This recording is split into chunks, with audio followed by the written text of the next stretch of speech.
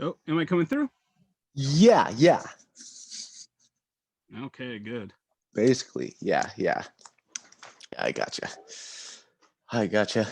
Um. Oh, so how's it going, Flight? It's going pretty good. How's it going for you?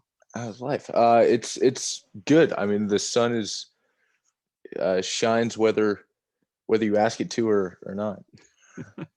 Well, not in Washington. It just it doesn't like to shine, but but it's making this week the exception. So it's been shining all week, and it's been relatively warm around here.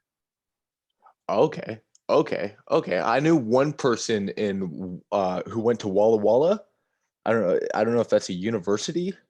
Um. It's a city, yeah. Okay. Yeah, and she was doing like missionary work down there. Oh, But but yeah, I'm recording right okay. right now. Yeah. So I figured, I mean, it's almost not as fun recording, but Okay, are we gonna chit chat first, or yeah, here. Washington? So that has more like kind of almost like Nevada or Utah kind of weather. And but in Western Washington, where I am, where Seattle is, that's where it's all like green and rainy. So it's actually, even though it's the same state, it's completely different weather. Okay. Okay. And you said Eastern Washington was the one that was like Nevada? More like Yeah, yeah. So it will get pretty hot. So it'll regularly get into the hundreds Mhm. in the summer, and then it will get like pretty cold in the winter. Probably I'd have to pay more attention, but below zero regularly. But in Seattle, you might get that like once or twice a year, either the triple digits or the zero digits, but hardly ever. And it's 50-50 chance if you'll go the whole year without ever getting that extreme weather. So it's usually just kind of like mellow weather that is tends to be more kind of like uh, overcast with like drizzling rain, and then usually we'll get a few months of good sunshine. Okay. Love it though. The whole year is it anything like that weather, where you can just like sit and ponder things while looking out the window type drizzling? Yeah, it's perfect for that. Or there's different types of uh drizzling, um I guess. But but yeah, yeah. So do you know anything else about uh, um like Washington history, like how it became? Because I don't know anything, and that's actually something I was trying to like fill in gaps of my historical knowledge, or that's sort of like what I want to do um with like the podcast, I guess, is start to like just fill in gaps with my historical knowledge. Um, Well, I should know more. I can give you like my perceptions, but I can't actually guarantee that they're accurate. So I might right. be so I could be misinforming you. But the gist is, that when it was starting to be settled, is mostly settled as a route to Alaska, because I believe there's gold up in Alaska, Mhm. and Seattle, right there on the Sound, is just a natural place for it. So that's why people started like getting why the state area before as a state started getting populated. And then it's just there's just so many like redwoods. So if you want lumber, you can just force it for a century without ever clearing it out. And so first you got gold, and then you got lumber, and then eventually uh, the federal government just decided, well, everything needs to be a state. So Washington became a state. I'd have to look it up. I think it was 1880 something or 1890 something. Uh, yeah. So it was something like that. So you can see I'm not like super knowledgeable about my state. Yeah, the history of it. But just that's know but that, some things like that's fine. yeah. That's cool. Yeah, so that's the gist of it. And then, of course, it was huge in World War II because we had a lot of manufacturing plants. So then we got that boom, and then Boeing was huge in that.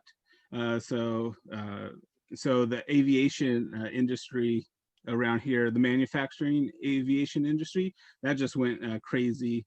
And so it became a kind of and almost like Detroit, but for airplanes instead of cars. And we became a very rich area, like the actual like Seattle area became a very wealthy area. And then we started getting like some of the tech stuff, even though that mostly went down to California. We got some of the tech stuff.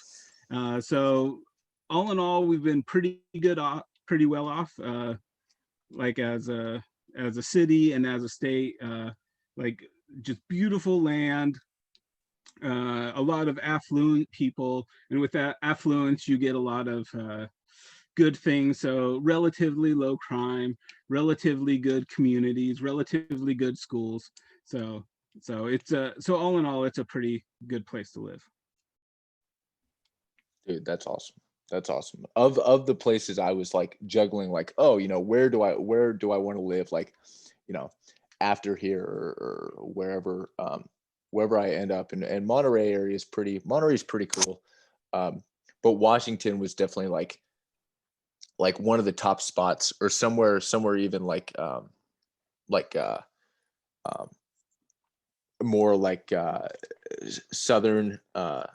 I mean, Canada, they're just nice, and I feel like my temperament would get along with the locals for the most part. But yeah, we'll have to figure out how to smuggle you into Canada.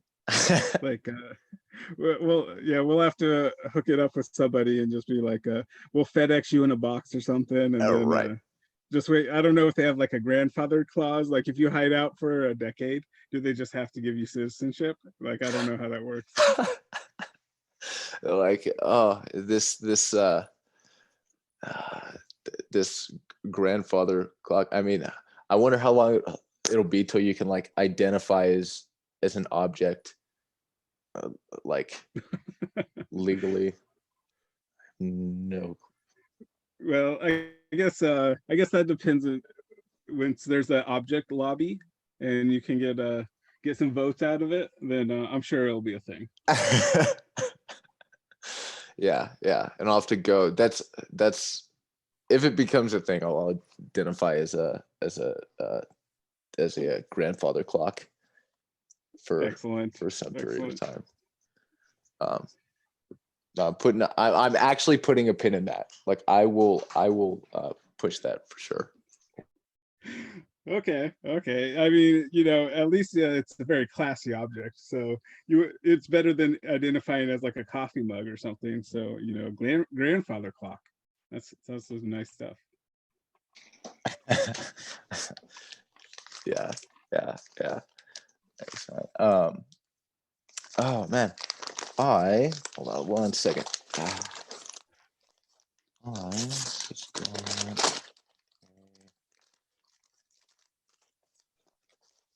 got a package. Oh my gosh. So I just got a package right in the mail. So this is a live unboxing. Okay. All right. I'm very excited. Okay. All right. Dude, speak of the devil, were you asking me about this guy, George McDonald? Yeah, that's what I was talking about. Dude, that's wild. Yeah, somebody from the Discord, she was saying that we should definitely read some of his stuff next. So, and I've never heard of him, right? So I just heard about him like a week ago, right? So I was actually asking you about him, but I guess he's really good and really famous. So that's the word.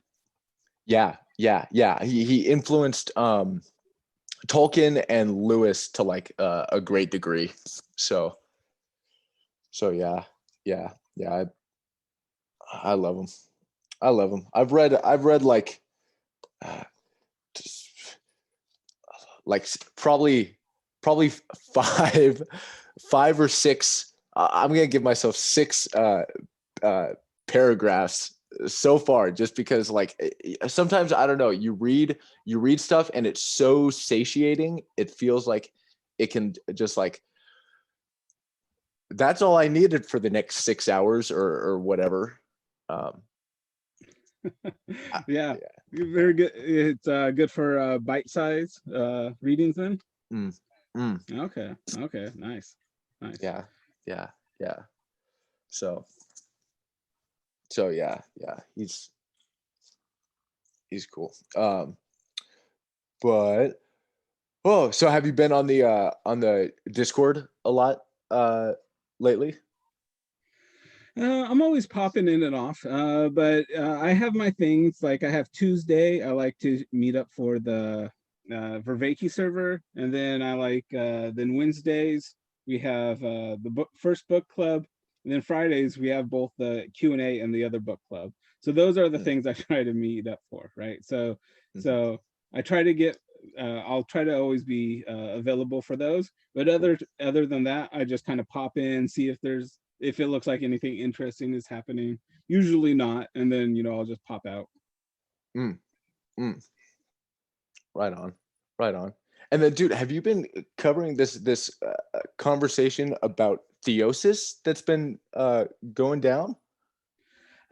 Like I hear little bits here and there. I haven't gotten too deep into it, and of course, as I grew up Pentecost, right, Protestant, we have no concept of theosis at all, right? So we're like, Jesus promised he'd save us someday, maybe after we die, maybe when we're resurrected, but it ain't happening now. So just cool it, right? So that was our attitude. So we never went into theosis whatsoever, right? So this is a brand new concept for me. Right. Well, did you have like I'm just thinking about, Pentecostals. When I think of Pentecostals, I think of like the dancing. Yep. And Oh yeah. and that seems like a small incarnation of at least part of a partial idea of theosis, right? Or just like a religious experience, which isn't isn't entirely theosis, but it's not. It's like. Do you get what I'm saying? Like it's close. Yeah, I think Like I you're know what you're reaching. saying, but that wasn't our attitude towards it, right? So we'd say like God gives you the Holy Spirit, and He fills you with it, right? And then that can Sure. cause things like speaking in tongues, or the whole like Sure. dancing and fainting and the whole 9 yards, right? But that's a different thing than the actual like becoming, right? So in our view, the becoming was something that was in its real substance was something entirely later, right? So you kind of like get like charged with the Holy Spirit to like do stuff. Like we had like prophesying was a big thing in our tradition, and like miracle healings was a big thing in our tradition, but we viewed it as that we were kind of more of a conduit, and not that we are changed into a more divine being, and now we have like more divine powers. Like we wouldn't have thought of it that way at all. We would have thought of it just like you know uh, we're just the conduit. So God's pouring His power into us, and we're just expressing it through tongues or prophecy or healing or whatever, right? And so but we would never be like changed. Ourselves would never be changed by that. The change happens when you convert, and then that's a justification thing, right? That's a like your morality and your destination in the eyes of God. That's the change. And then the real like kind of meat and potato change, that's something that's far flung in the future. Mm, mm. Yeah. Yeah. Yeah. Yeah. Okay. Okay. Yeah, And we didn't that's even really have much of a concept of like saints. So sometimes, like if you want to use flowery language, sometimes you would refer to the whole church as the saints, like just everybody who's a Christian is a saint. But the kind of like hierarchy of human beings on earth, like what you see in like Eastern Orthodox or Catholicism. Like we didn't have anything like that. So yeah, so it was a very much kind of like all or nothing theology. Okay. Okay. That actually reminds me of a video I saw when I was like 10. Have you ever seen the video? It's called Slayer Goes to Church. No, I'm sure I haven't. Okay. Okay. I'll just show it to you and then we can take this out. All right. Let's see. Okay, here we go.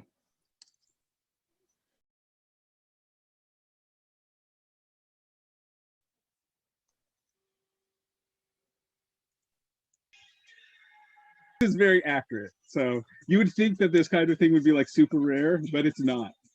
Yeah, so you definitely get this kind of stuff going on. That's wild. That's wild. I feel like there is some of that like in my bones. I feel like there has been maybe generations of my family that you know were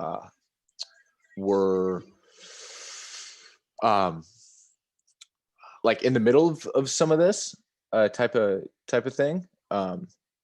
Like I guess my mom told me actually last night she was telling me how she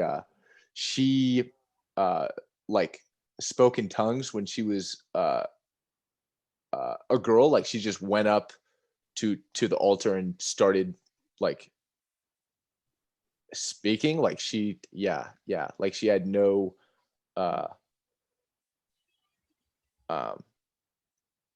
no say in it almost. Oh, interesting. Yeah. Yeah, so I guess it's different for everybody. Like I sometimes spoke in tongues, but I was definitely one of the people who least participated in it. But and I guess it's and how I see it now, it's like a very dispositional kind of thing, where some Right. people they just naturally get like caught up in things, and you know you can get caught up in it with it pretty easy. It's a very powerful thing to like be in this group ritual where everybody is like just acting out so much, because you know in normal like polite society in you know the English speaking world, like you never like are allowed to have a group ritual like this. Like I don't know Yeah. any other context where adults could behave so like non-normally is the way to say it, and Right. have to be like totally socially acceptable. And not Right. only It's so amazing. yeah, not even just acceptable, but you'll gain status, right? So if you speak in tongues more and you dance more and you know you faint quicker, right? Like you're gonna go up the social hierarchy, right? And yeah, so people are very interesting creatures for sure. Yeah. Yeah. It's like the instantiation of the like Nietzschean uh Dionysian ideal. Like Yeah, yeah, for sure. And you man. wonder like if you had this environment but you let yourself go with a certain kind of intoxicants and maybe even like psychedelics too, like I can only imagine what those experiences would have been like. Dude, dude. That's something I would not I wouldn't recommend that, having not even like done it. Like man, man, I don't know. wild. I don't know. I feel like you only live once, and that wasn't that the rule. I want to say I heard somewhere that there's a rule where like the good juice, like the drink that had like the really powerful potion in it, like you're only supposed to drink it once in your life and like go through the whole thing once. But then it's like, oh, it's a one and done thing, so you're not supposed to keep doing it.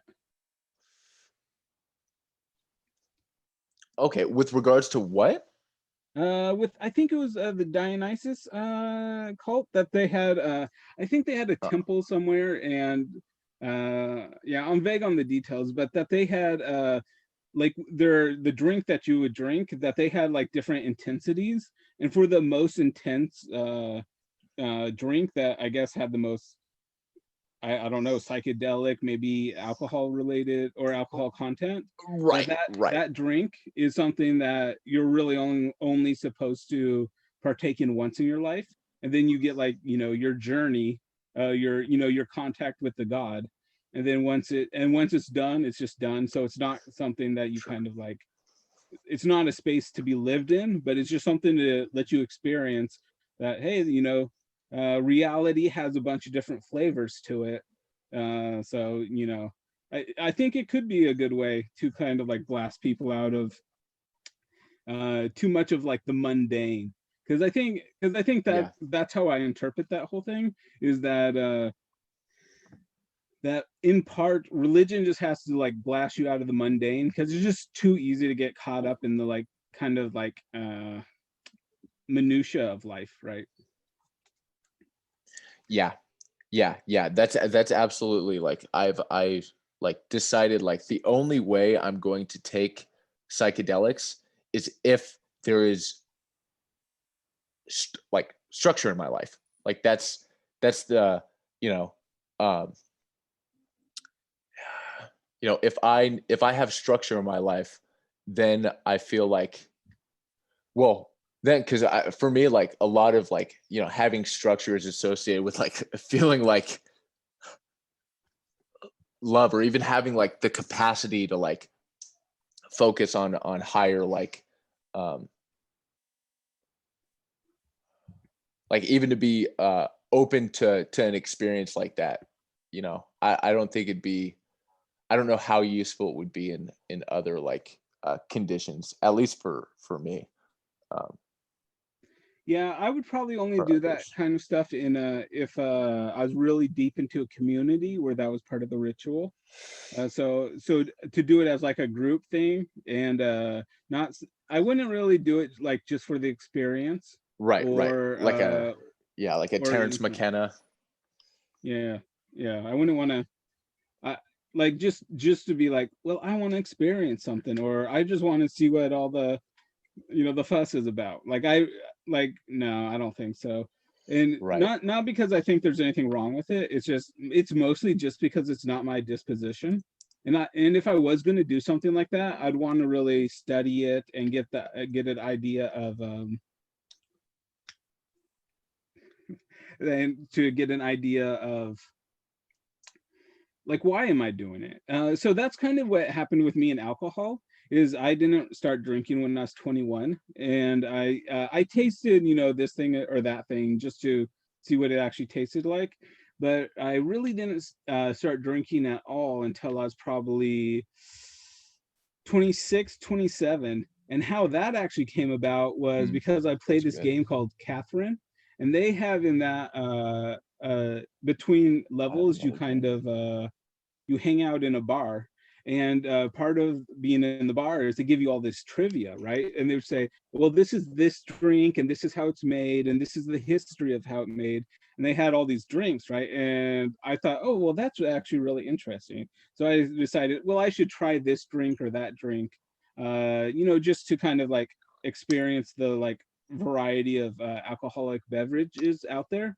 But I never really consumed it a lot, and only in a couple contexts would I even say that I got what I call drunk. But even that was kind of like mildly drunk. I never got like to a point where I was like incapable of doing whatever I needed to do. So I've never had so much alcohol where I couldn't walk, or I couldn't like do something with precision. So and I've just never had an interest to. It's just something that like it just doesn't pull me in any way, shape, or form. So I'd be like, well, I really don't have any reason to do this other than other people do it, right? And Right. and that's just not a very enticing reason for me. Yeah. Yeah. Yeah. Yeah. Totally. Totally. I remember I've only gotten drunk like uh, maybe twice for real. I was like, oh, I'm seriously intoxicated. Um, but the lack of control, like I felt that seriously, and yeah, I guess there was like, oh, like, my inhibitions are like lessened. I'm less inhibited. But even that, like, it's like not having your inhibitions is good in the right time, in the right place. But when you're drinking, it's not context. Like you can't do it in accordance with the context, I guess, with the right context. Mm-hmm. Does that make sense? Yeah, for sure. Yeah. Yeah, for when the only slight personality I notice is I got more like kind of like surly and tired, but usually when I get tired I kind of get surly anyways. So I don't know. Maybe if I drunk more, I'd like something would happen where maybe I'd get more happy, or maybe I get violent or something. So you always hear like, people, they're a happy drunk or a violent drunk or whatever. The only Right. thing I actually felt is I felt really tired, and I felt kind of like I just wanted to complain. so, so yeah, so that was the only change that I really noticed. Dude. Okay, I'm trying to figure out how to get us back onto regular damn screen here. Stop share. Well, I just Okay. Yeah, there you go. Holy crap. So you just what?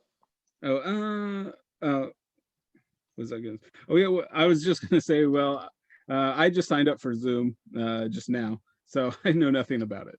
Okay. uh yeah. It's pretty I don't know, sleek most of the time.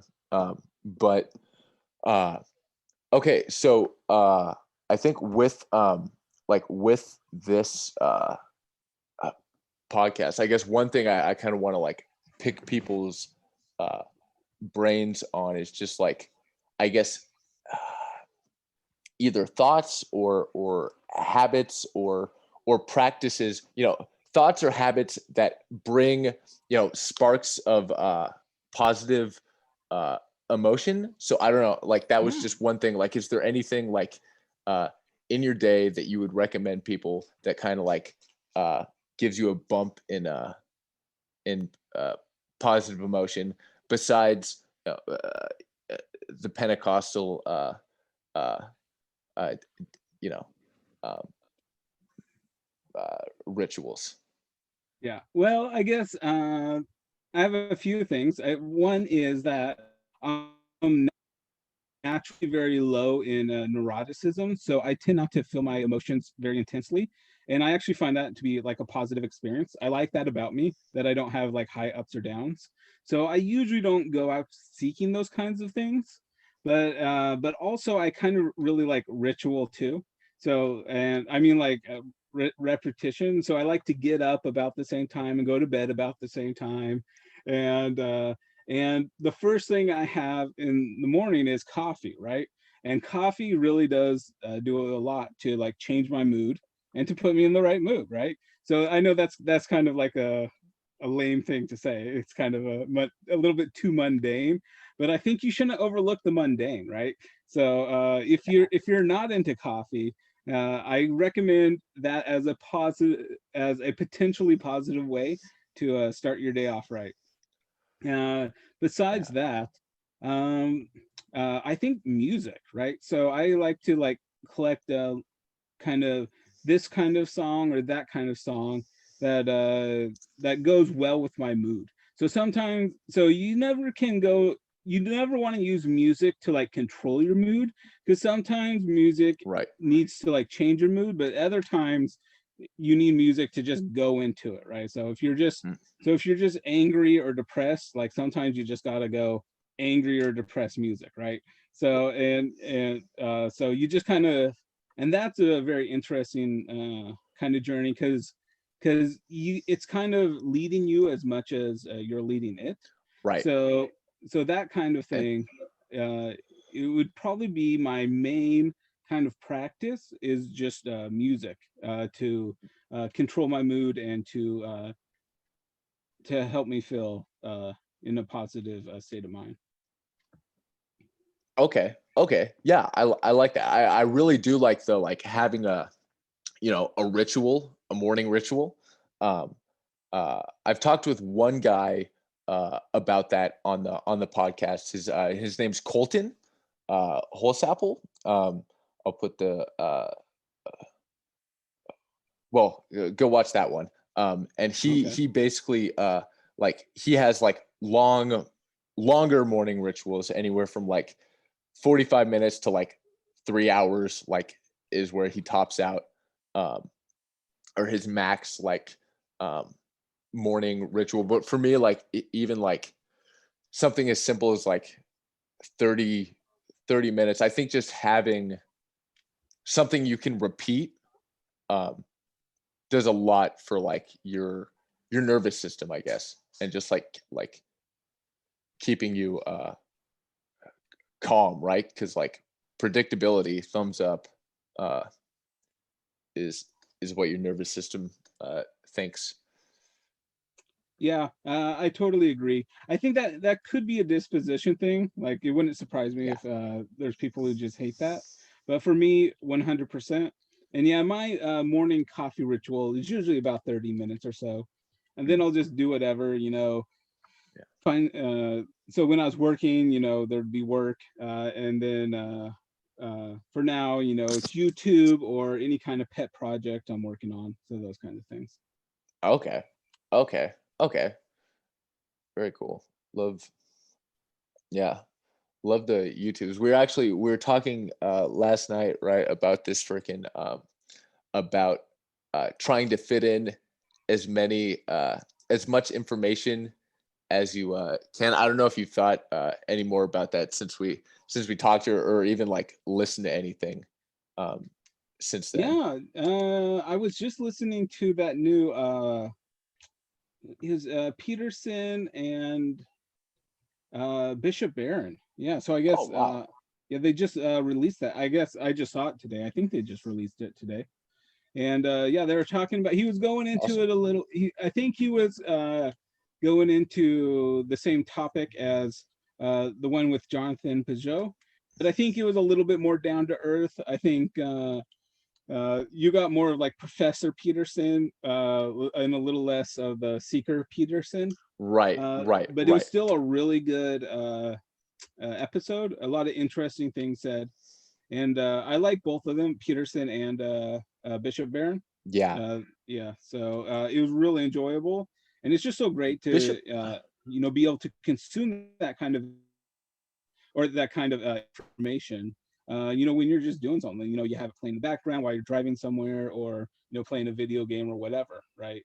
It's Yeah, so it's the amount of just like richness that we can have now compared to back in the day, because I guess you would have had to have been like a scribe or some sort of yeah, scholar or a priest or something like that to really be able to just have a life of consuming information. But now it's just a choice, right? Like, if you just want to yeah, consume and consume and consume, like, all you have to do is just choose to do it, and and it's yours. yeah, yeah, yeah. Barring, I mean, like abject poverty. Like you really have to be Right. like in it for it not to be a to be an option. Like even in the most like dire straits I've had, like, oh, like I can always like consume a podcast while I'm doing what I'm doing, while I'm chewing on life's gristle, as Monty Python said. um uh but yeah, yeah, dude, love it, man. Love it. There's so much. That was actually like when I was like when we were about to talk, I was like, oh yeah, I could ask about, like, I was just thinking about history and just how much like like uh like I was thinking, oh yeah, I could fill in my gaps of history as like a, it's like a project. And I was like, this project is like that's, it's just a really like good way to keep your brain occupied. Just how much like, just history is the one that comes to mind, but like that subject, just like there's like,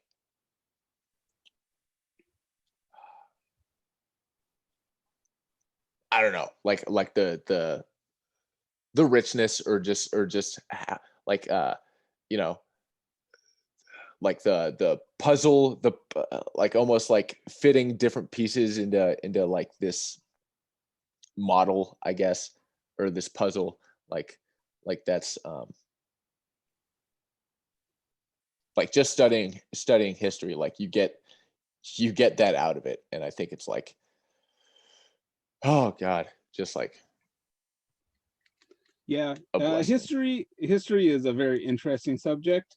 I've never like went into like really deep dive in any aspect really of history, um, but like the shallower pools of it, especially like one of my favorite podcasts is Hardcore History with Dan Carlin, and yeah, and that one is just Okay. excellent. So Okay. if you, for anybody who's a fan of history, 100% recommend. Okay. Okay. Hardcore history. I'll have to, Yeah, have Dan to look at Carlin. it. Okay. Okay. Yeah, yeah. The only historians that I like know by name, uh well, now Dan Carlin, I'll remember that. But then Eusebius, church history, and the guy who does the guy who does the is it not Dan Brown? I saw that somewhere today, I think. But it was the guy who did the Civil War documentaries. He does all the documentaries. I f- Mm, I no, I'm forget not his name. sure. Okay, okay, okay. But yeah, yeah. Okay, so I will definitely like I'll just link hardcore history. Um, yeah. Okay, he hasn't been very active of late. He was super active probably in the early aughts, and Mm, like I don't know, '03 to 2013, maybe that kind of frame. And I think he's kind of chilled out a little bit with it. But I'm sure all his old stuff is online, and he goes into just the greatest stuff. So you'll, World War One, or Genghis Khan, or Rome, ancient Rome, mm. or the Reformation. So he's just everywhere, right? Just across the board. Yeah, And as a yeah. as his presentations are just so good. Like they're exactly what you'd wish every class was like in school, but none of them actually were.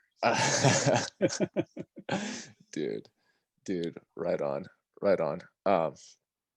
Um, okay. I mean, do you want? We could just like cut it off there and just chat